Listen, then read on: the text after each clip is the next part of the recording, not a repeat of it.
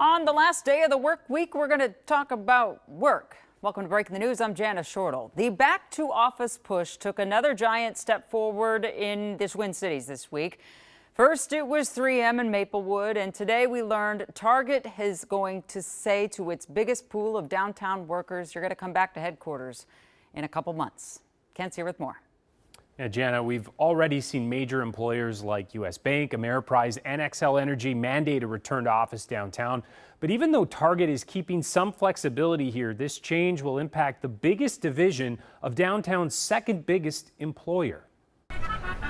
Business at the local Irish pub in downtown Minneapolis has been looking up lately. And though today it's thanks in part to a Twins game at Target Field, it's more about Target corporate across the street. Just the consistency of having them around, and now it's weekly, it's something we can count and depend on. Manager Ryan Pittenger says they first noticed the change when Target began calling back individual teams to headquarters in recent weeks. And now, seems like the push is just going to continue. Though there's still no company-wide policy, Target's chief commercial officer, Rick Gomez, notified employees of its largest business unit that they need to report to the office at least 3 days a week beginning September 2nd. Writing in an email, more time together in the office will help us grow our business faster, solve problems quickly, and build stronger relationships across our commercial team and with our partners. It's a big deal. They're a huge company. They also do a lot of business-to-business activities, so the more present they are in the office, other vendors and other companies want to be here and want to continue to try to do business with Target as well, so it has that spillover effect. Adam Dinnick, CEO and president of Minneapolis Downtown Council, says the move will also help build on recent momentum. At downtown's peak in 2019, he says they saw about 215,000 employees come to the office every day.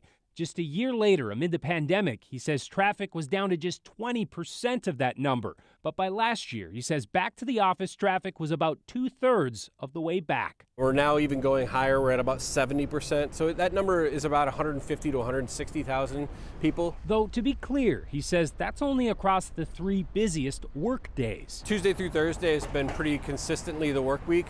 Monday and Friday are lighter in the office, but Friday's numbers are higher because people come downtown in the evening and for social gatherings, going out and so forth. The next wave of Target employees will have some say in that. Gomez writing, instead of taking a one-size-fits-all approach to this expectation, we're empowering you to choose which 3 days are best.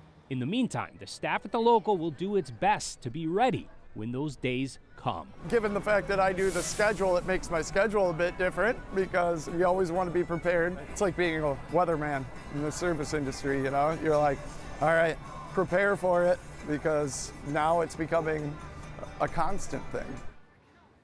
Although some believe those 3-day in-person work weeks are here to stay, Adam says many of the earlier adopters like U.S. Bank and Ameriprise have already started transitioning from 3 to 4 days back at the office. So, Jana, we'll see where things go from here.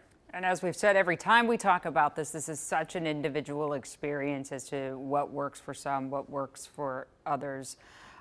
Kent, I was talking to someone in St. Paul saying that, downtown really welcomed having the state workers come back, and that's a big chunk in St. Paul, so they're seeing that impact. Yeah, they're seeing that impact, and like we heard there, it's really those ancillary businesses as well. They see that economy kind of grow up a little bit. And for youth workers, they said that is a big key because that gets people in the door. It's hard to imagine starting your first career without having anywhere to go. Absolutely. Thanks so much, Ken.